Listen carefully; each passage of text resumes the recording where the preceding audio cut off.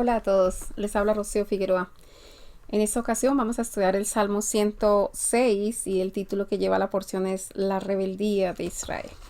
Aquí me gustaría que nosotros hiciéramos como un paréntesis, entender que para efectos de todas las promesas, la herencia, la responsabilidad, el guardar la palabra, nosotros somos Israel. Nosotros somos Israel y somos el pueblo de Dios, somos el pueblo de su promesa, somos todo esto. A veces las personas dicen, no, pero es que yo no pertenezco a Israel, nosotros no somos judíos. No, no se trata de eso, se trata que todos aquellos que son parte de la adopción de acuerdo a la fe en Abraham, estas promesas son para nosotros. No puede ser que a veces nosotros miremos, ok, todas las promesas nos pertenecen, son para la iglesia, todas las responsabilidades, eso es de Israel, eso allá les corresponde a ellos. No, nosotros tenemos que tener claridad en cada una de las cosas y desde esa perspectiva lo vamos a analizar. Y como siempre, por favor, si este mensaje les de bendición, compártalo con otras personas. Vamos a ver, dice así. Lo primero es que del verso 1 al 3 hace una alabanza y la razón de esa alabanza dice aleluya, que la palabra aleluya quiere decir alabar a Yahweh, a Jehová, perdón. Entonces, alabar a Jehová y después empieza alabar a Jehová porque Él es bueno, porque para siempre es su misericordia. Entonces, cuando uno alaba a alguien es porque uno está diciendo las cosas que esa persona ha hecho y de alguna manera exalta en adoración las cosas que esa persona es. Entonces, en un planteamiento de alabanza nosotros tenemos que decir las cosas maravillosas, grandes que Él hace, pero además que Él es, cuál es su carácter, y en eso entonces encontramos que Él es misericordioso. Verso 2. ¿Quién expresará las poderosas obras de Jehová? ¿Quién contará sus alabanzas? Así que qué importante es que nosotros como pueblo de Dios, nosotros contemos y expresemos las poderosas obras del Señor. Si nosotros no expresamos las poderosas obras del Señor, se nos va a olvidar. Y cuando se nos olvida, entonces el enemigo nos asusta y nosotros terminamos sumidos en el tema.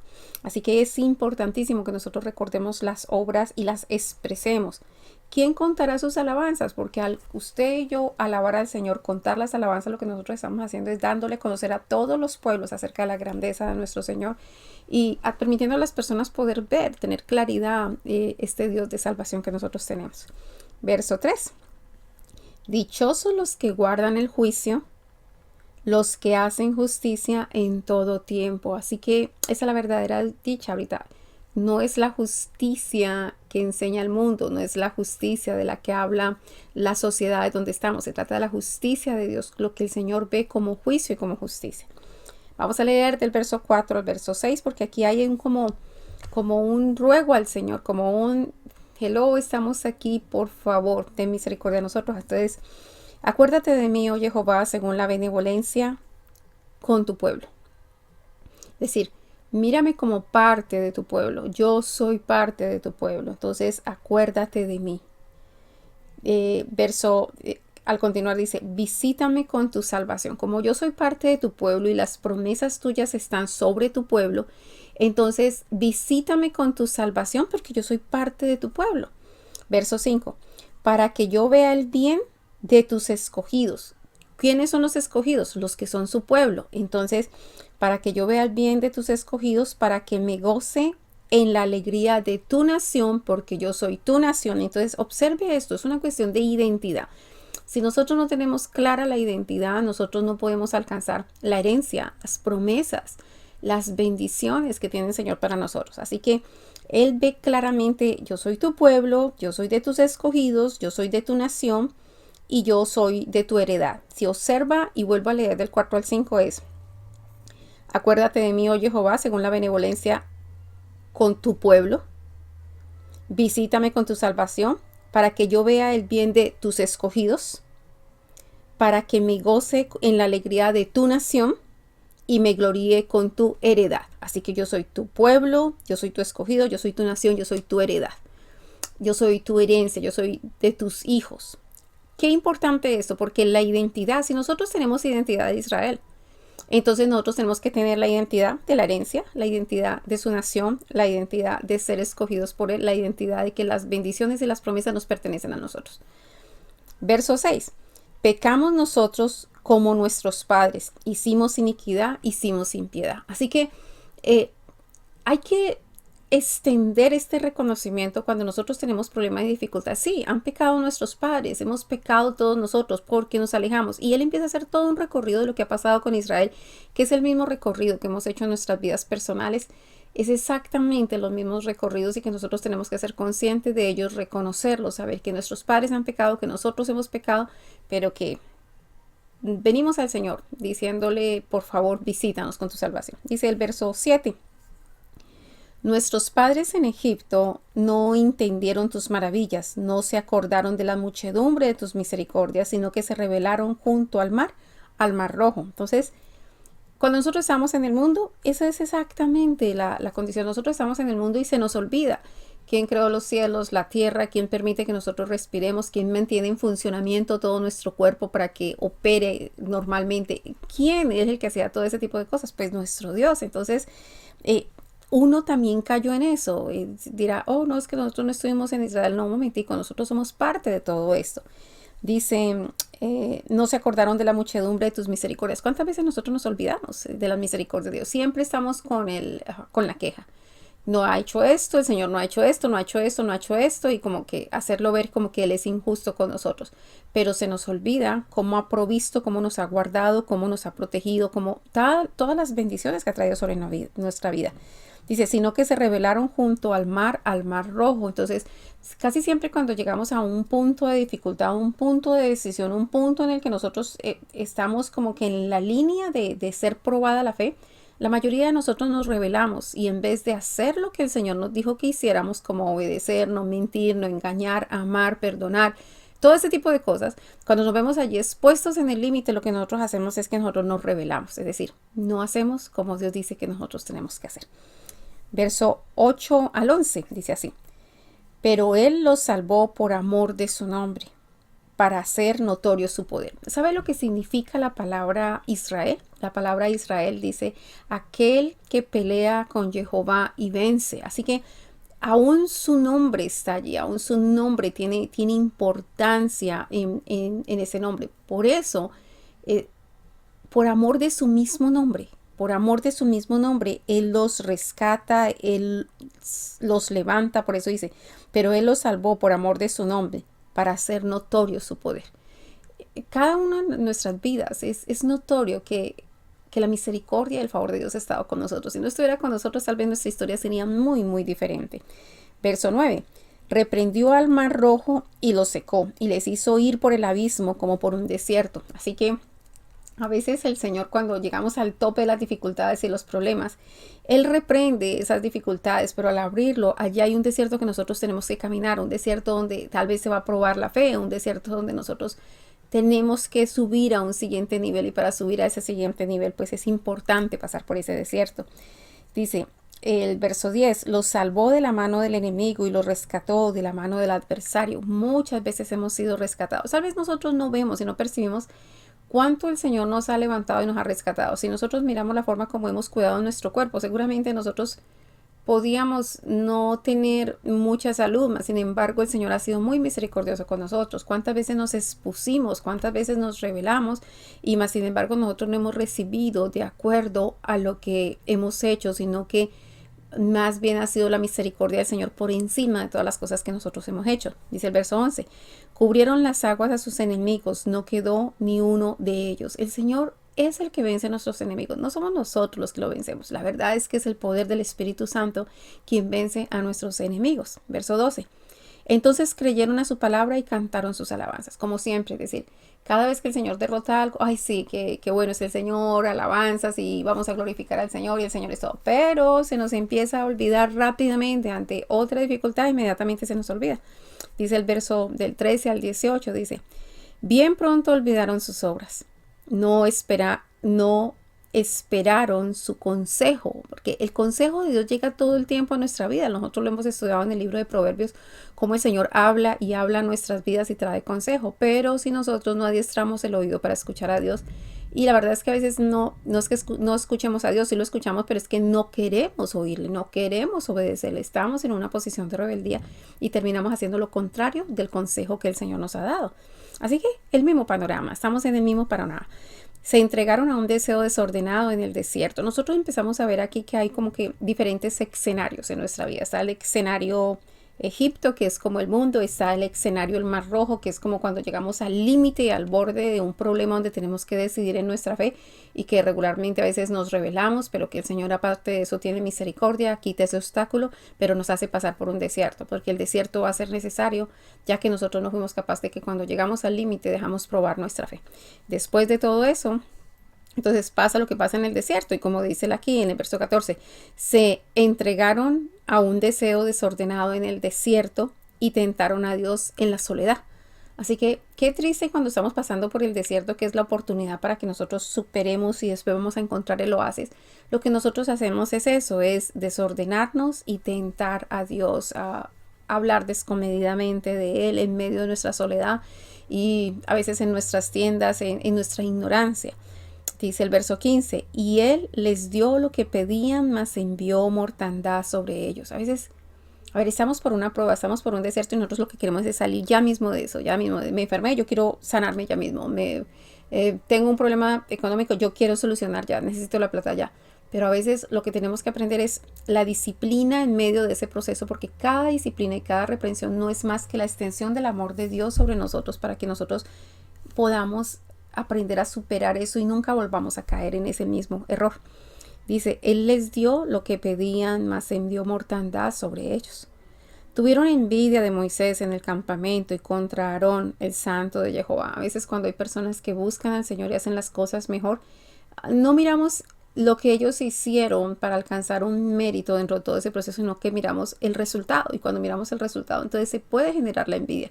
Así que tenemos que rechazar ese espíritu de envidia y cuando las personas están recibiendo buenos resultados, lo que uno podría decir es, ¿qué hicieron? ¿Qué hay detrás que generó ese resultado? Allí es donde nos deberíamos de concentrar. Dice el verso 17, entonces se abrió la tierra y tragó a Datán y cubrió la compañía de Abiram y se encendió fuego en su junta, la llama quemó a los impíos. Así que la envidia está muy mal. Nosotros podemos ser altamente juzgados por ello. Lo que nosotros tenemos que hacer es manejar la humildad y mejor observar qué hicieron de bien, que nosotros podemos emular, que nosotros podemos seguir.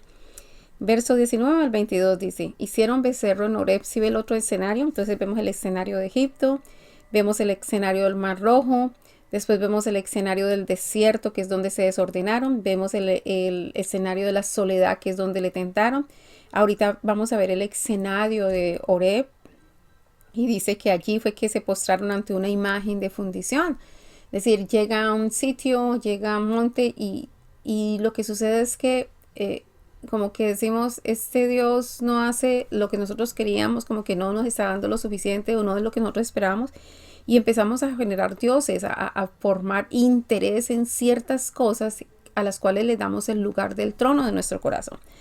Y dice, así cambiaron su gloria, hablando de la gloria de Dios, por la imagen de un buey que come hierba. Y en este caso lo que está planteando es por algo que encuentras en todas partes y que come hierba, que está tan limitado. Y así cualquier cosa, llámese riquezas, posiciones, profesiones, no sé, lo que sea que nosotros pongamos en la posición de Dios. Verso 21. Olvidaron al Dios de su salvación, que había hecho grandezas en Egipto, maravillas en la tierra de Cam, cosas formidables sobre el Mar Rojo. Entonces, yo creo que aquí nos da una clave. Una de las cosas que hace que nosotros nos podamos alejar rápidamente y tomar otras deidades como si fueran parte importante de nuestra vida es que nos olvidamos de las grandezas, las maravillas y las cosas formidables de Dios. Así que es muy importante que nosotros seamos testigos y que seamos testigos que testifican constantemente acerca de las cosas que Dios hace para nosotros. Si nosotros lo hacemos, nosotros no solamente lo recordamos, sino que lo activamos en la memoria de nuestros hijos y de nuestras generaciones y en todas las personas que están alrededor de nosotros, generando en ellos ese estado de conciencia para ver la grandeza y la gloria de Dios cómo se manifiesta en la vida de todas las personas y de esa manera pueden decir, wow, esto también puede ser para mí, yo también me puedo agarrar de eso. Así que es muy importante que nosotros hablemos. Él lo dijo claramente cuando empezó el principio del capítulo de este salmo, que dice, ¿quién expresará las poderosas obras de Jehová? ¿Quién contará sus alabanzas? Es fundamental, es parte, y tal vez sea una de las partes bases fundamentales para que nosotros podamos ser muy efectivos en la guerra espiritual, y es levantar el altar de alabanza y de oración en el cual nosotros manifestamos, expresamos, contamos, declaramos las obras maravillosas de nuestro Señor. Dice el verso 23, dice, y trató de destruirlos, de no haberse interpuesto Moisés, su escogido, delante de él, a fin de apartar su indignación para que los destruyese. Entonces, el Señor siempre levanta personas y a veces nosotros no vemos los Moisés que están alrededor de nosotros, esos Moisés que interceden por nosotros, que interceden porque esas personas que Dios les ha dado mucha más claridad espiritual. Y a veces esos Moisés están en nuestra familia, a veces esos Moisés están en la iglesia, a veces son personas que ni siquiera nos conocen, pero que el Señor los ha puesto para que intercedan por nosotros. Y están allí de frente al Señor intercediendo para que nosotros podamos llegar a ese nivel en que nosotros tenemos un encuentro personal con el Señor. Así que hay que agradecer a esos Moisés que aparecen y que el Señor nos pone en el camino. Verso 24 al 27 dice así. Pero aquí hay una de las cosas que nosotros tenemos que evitar en nuestra vida, porque hay Moisés que nos ayudan a mantenernos a salvo, pero a veces nosotros volvemos y hacemos las cosas al revés. Mire los verbos, observemos los verbos, dice, pero aborrecieron la tierra deseable, no creyeron a su palabra. Entonces aquí, aborrecieron y no creyeron a su palabra. ¿A qué aborrecieron la tierra deseable? Nosotros, el Señor nos ha prometido una nueva tierra, una nueva nación, la Jerusalén celestial. Nos ha dicho que hay esa nueva tierra y que esa es la tierra prometida y que nosotros debemos hacer las cosas con la consecuencia como el Señor nos ha mostrado el camino para que nosotros lleguemos allá. Pero cuando nosotros no seguimos el camino, cuando nosotros no hacemos las cosas como el Señor nos ha dicho, entonces lo que pasa es que nosotros estamos en una rebeldía, estamos aborreciendo, preferimos lo que tenemos aquí, preferimos los deleites, la vanagloria de la vida y los deseos de los ojos que la tierra prometida que el Señor nos ha ofrecido. Entonces, mucho cuidado con eso, estamos igual que Israel. Y dice, y no creyeron a su palabra. ¿Por qué? Porque el Señor ha dicho, si ustedes hacen esto y esto, ustedes van a tener la vida eterna y van a ir a la Jerusalén celestial. Pero si no lo hacen, ustedes van a ir a tal sitio.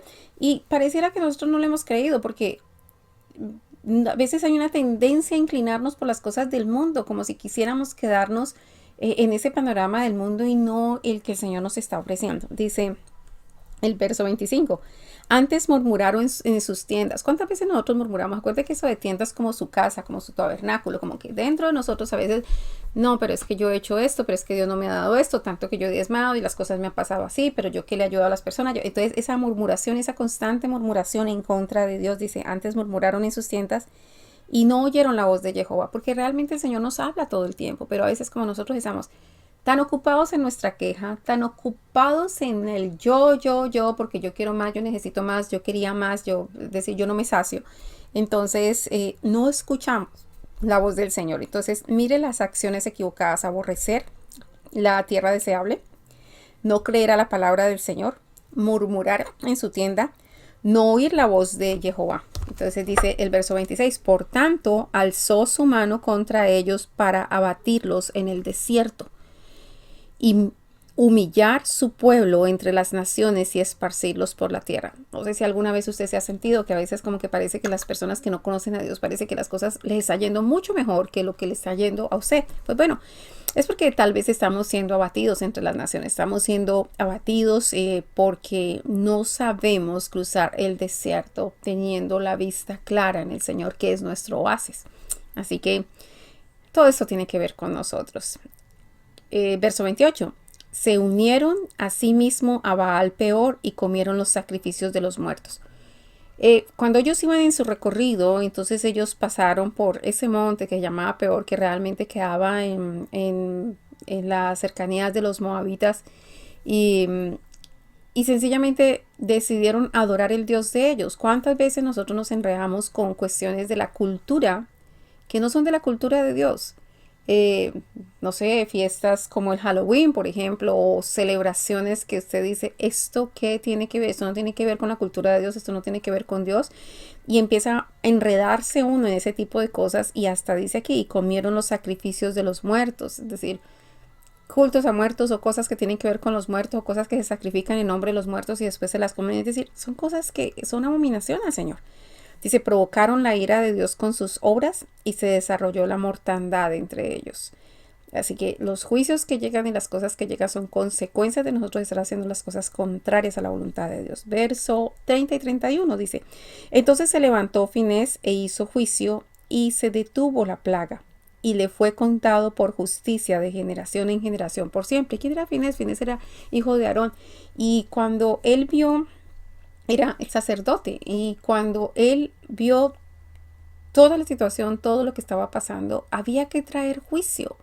Había que traer juicio, entonces él sacó su espada y empezó a hacer juicio por su cuenta y eso detuvo la ira del Señor. Ahora, ¿cuántas veces nosotros tenemos que hacer juicio? Y vamos a hablar de la espada del que el Señor nos habla. La palabra dice claramente que la palabra de Dios es como espada de doble filo, que penetra hasta los huesos, los tuétanos y discierne las intenciones del corazón.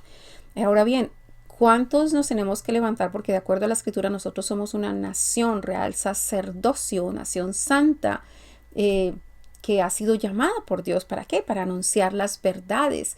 Entonces, en el mundo en el que nosotros estamos, todo lo que Dios dice es malo y lo que el mundo hace está bien. Y se tienen que levantar los fines y tomar la posición de sacerdotes y tomar la espada y empezar a hacer justicia. Eso de hacer justicia es, ¿sabe qué? Deje ver quién realmente es el mundo y el enemigo y deje ver quién realmente es Dios y sus obras. Porque nosotros no estamos haciendo justicia. Y la mejor manera de nosotros hacer justicia no es golpeando, dañando o hiriendo a nadie. No, por supuesto que no. Nosotros lo hacemos con la palabra de Dios a través de nuestras bocas. Cuando nosotros proferimos la verdad, la palabra de Dios, esa es como esa espada cortante de dos filos que empieza a hacer justicia y empieza a mostrar el verdadero significado y valor de Dios en la grandeza y la importancia de alabarle, de las maravillas, de cómo nos sostiene, y deja al descubierto realmente quién es Satanás, quién es el enemigo, quién es el adversario y cuál es el plan de él. Entonces, que se levanten los sacerdotes, que se levanten los sacerdotes para que la plaga cese, dice. Y le fue contado por justicia de generación en generación para siempre. Así que cada acto que nosotros hacemos para realmente levantar el nombre de Dios, dejar conocer las alabanzas de Dios y la grandeza y la misericordia de Dios y poner en evidencia realmente lo que hace el enemigo, lo que eso va a hacer es que va a ser contado como justicia de generación en generación. Ahí se hace justicia. A veces las personas siempre piensan en justicia solamente es, este hizo lo malo, castigo. No, eso se trata más del castigo a las huestes espirituales de maldad porque realmente ellas son las que actúan en la vida de las personas. Por supuesto que el hecho de que los que legislan las leyes y los jueces y todas las personas puedan hacer justicia y las personas que han cometido errores sean juzgados, es bien, es bendición, es libertad a nuestros pueblos, pero también se trata de que nosotros como sacerdotes hacemos justicia espiritual, poniendo en evidencia las obras del mal, las obras de las tinieblas y poniendo en evidencia la grandeza, maravillas y todas las cosas grandes que hace el Señor, como decía acá. No se olvide hablar de las grandezas, las maravillas y las cosas formidables que ha hecho el Señor. Verso 32 a 33. También le irritaron en las aguas de Meriba y le fue mal a Moisés por causa de ellos, porque hicieron revelar a su espíritu y habló precipitadamente sus labios. Muchas veces las cosas que nosotros hacemos, es decir, nos volvemos tan cargosos, tan complicados que los líderes espirituales a veces caen, se debilitan por tener que estar sosteniendo y sosteniendo personas que no tienen la perspectiva clara. Así que por favor que nosotros no seamos tan cargosos a las personas que Dios ha puesto para ayudarnos y para levantarnos. Verso 34 en adelante dice, no destruyeron a los pueblos que Jehová les dijo. A ver, ¿qué es lo que nosotros tenemos que destruir? Nosotros tenemos que destruir aquellas situaciones culturales que se quieren combinar con nosotros como pueblo de Dios para dañar el pueblo de Dios. Así que todas esas cuestiones culturales nosotros las tenemos que arrancar. Celebraciones, que si las celebraciones de los muertos, que si las celebraciones de, no sé, de ídolos, que si las celebraciones. Esas cosas nosotros las tenemos que cortar. Eso es acabar con los pueblos. No destruyeron a los pueblos que Jehová les dijo. Verso 35. Antes se mezclaron con las naciones y aprendieron sus obras, aprendieron sus costumbres. y sirvieron a sus ídolos, los cuales fueron causa de su ruina. Allí está la causa de la ruina. Cuando nosotros empezamos a poner en el altar de nuestro corazón a otros dioses, allí es donde empieza la ruina nuestra. Dice, verso 37, sacrificaron a sus hijos y a sus hijos a los demonios. ¿Qué es sacrificar a los hijos? Cuando nosotros permitimos que nuestros hijos los metemos y los involucramos en acciones, costumbres y tradiciones que van en contra de la voluntad de Dios, lo que estamos haciendo es sacrificando a nuestros hijos. Estamos poniéndolos en un estado de vulnerabilidad para que el enemigo haga lo que quiera con ellos. Dice, verso 38, y derramaron la sangre inocente, la sangre de sus hijos y de sus hijas que ofrecieron en sacrificios a los ídolos de Canaán, y la tierra fue contaminada con sangre. ¿Sabe cuántas personas abortan todos los años en los diferentes países? Están derramando la sangre de sus hijos. Y ese es ese mismo Dios que clamaba por destruir a esos niños. Y nosotros, ¿cuántas personas y aún durante el medio cristiano aprueban el aborto como, no sé, con una facilidad enorme, como que empiezan a llamar a lo bueno malo y a lo malo bueno? Ubiquémonos. Yo siempre pienso que si usted es una persona que, es decir, hasta en el hecho de la política, si usted elige por una persona que está de acuerdo con el aborto, pues déjeme decirle que usted está entrando en pacto con una persona que hace sacrificio de niños. ¿De qué lado realmente estamos? ¿Cuál es el lado de nuestra visión? Si Jehová es nuestro Dios, entonces sirvámosle a Él y creámosle a Él y hagamos conforme a su voluntad. Y si otro es el Dios, entonces ubiquémonos dónde estamos nosotros. Pero si usted dice conocer a Jehová, si usted dice alabar a Jehová, usted no tendría que jamás votar por una persona que tuviera un plan de hacer abortos, así de simple. Dice la palabra, verso 39, se contaminaron así con sus obras y se prostituyeron con sus hechos. Contaminar y prostituir. Cuando nosotros empezamos a combinar en medio de nosotros, en medio de nuestros cultos, de nuestras creencias, de lo que el Señor nos ha enseñado, cosas que son del mundo que Dios nunca nos enseñó. Porque la cultura de Israel es la cultura de Dios, es Él el que la ha planteado y nosotros la vemos a través de todas las escrituras. Y nosotros somos eso, la Israel espiritual, la Israel que Dios ha dado una herencia de toda su palabra, de todos sus mandamientos, estatutos y decretos. Así que no nos contaminemos con otras culturas, no nos enredemos con esas cosas, no nos contaminemos y nos prostituyamos detrás de unas culturas que no son la cultura de Dios. Verso 40 al 42 dice, se encendió por tanto el furor de Jehová sobre su pueblo y abominó su heredad. Los entregó en poder de las naciones y se enseñorearon de ellos los que les aborrecían. Sus enemigos los oprimieron, fueron quebrantados debajo de su mano. Entonces, ¿qué sucede cuando nosotros nos contaminamos y nos prostituimos con esas otras naciones? Pues lo que sucede es esto, sencillamente dice que se enciende por tanto el furor de Jehová, abomina su heredad. Esa palabra abomina es decir, Él es santo, santo, santo, y abominar es como que tiene que apartar su rostro de allí.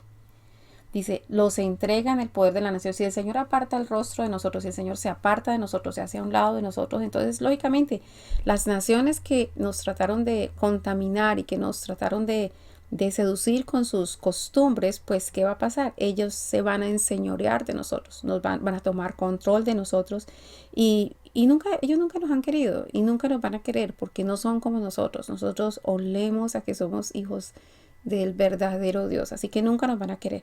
Sus enemigos los oprimieron y fueron quebrantados debajo de sus manos, así que nos quedamos vulnerables a que el enemigo haga lo que quiera con nuestras vidas. Mucho cuidado, no nos prostituyamos, no nos combinemos, no nos enrolemos, no entremos en ese tipo de pactos. Muchas veces los libró, porque la misericordia de Dios es muy grande. Nuestro Dios es un Dios de misericordia. Mas ellos se rebelaron contra su consejo y fueron humillados por su maldad. El Señor nos aconseja todo el tiempo. Y realmente no hay que tener demasiado discernimiento para saber cuál es el consejo de Dios. Pero, infortunadamente, si nosotros escogemos no oír el consejo de Dios, pues solamente nos queda el consejo del enemigo y efectivamente allí nosotros vamos a tener reprensión. Verso 44, con todo, él miraba cuando estaban en angustia y oía su clamor, porque es Padre y es Padre bueno. Verso 45 y 46, y se acordaban de su pacto con ellos y se arrepentían conforme a la muchedumbre de sus misericordias. Así que nosotros clamamos al Señor y de todas maneras el Señor sabe que hay un pacto y Él hace honor a ese pacto y por amor a su propio nombre, Él vuelve y nos levanta, Él se arrepiente conforme a la muchedumbre de sus misericordias. Por eso que tenemos que exaltar al Dios de misericordia, al Dios de justicia, al Dios de verdad, al Dios de amor, al Dios de paz. Ese es nuestro Dios. A eso es lo que tenemos que exaltar y no permitir que el enemigo cuando nos engaña nosotros terminamos hablando como el mundo quiere que hablemos. Que nosotros juzguemos mal a nuestro Dios y digamos cosas malas de nuestro Dios, maldigamos a nuestro Dios y que bendigamos las cosas del mundo cuando no es así. Así que ubiquémonos donde estamos. Hizo asimismo que tuviesen de ellos misericordia todos los que tenían cautivos. Así que el Señor voltea su mano de poder y de misericordia. Verso 47. Sálvanos, aquí está como un clamor, sálvanos Jehová Dios nuestro y recógenos de entre las naciones, para que alabemos tu santo nombre, para que nos gloriemos en tus alabanzas. ¿Cuáles naciones están? A veces nosotros estamos enredados, no sé, donde quiera que nosotros vivimos. Entonces, si una persona está viviendo en Colombia, España, México, se enredan en las costumbres de las naciones, pero realmente no están enfocados en las costumbres de su pueblo. Por eso este clamor es tan válido. Sálvanos Jehová Dios nuestro, recógenos dentro de las naciones, es decir, dentro de todo el enredo que hicimos quedándonos con sus costumbres y sus tradiciones, dice, para que alabemos tu santo nombre y para que nos gloriemos en tus alabanzas. Verso 48, bendito Jehová Dios de Israel, desde la eternidad y hasta la eternidad. Y diga todo el pueblo, amén, aleluya. Nosotros somos esa Israel espiritual. Nosotros tenemos un Dios. Nosotros tenemos unas leyes, mandamientos, estatutos, decretos, ordenanzas, juicios, testimonios, que son los testimonios de nosotros, como claramente lo había dicho él acá. Él lo planteó. Nosotros somos su pueblo, somos sus escogidos, somos su nación, somos su heredad. Así que a nosotros nos corresponden las promesas, a nosotros nos corresponden las bendiciones, pero también las responsabilidades. Que la gracia del Señor sea con cada uno de ustedes. Mil y mil bendiciones y recuerde compartir aquello que usted encuentra de bendición. Mil bendiciones. Bye.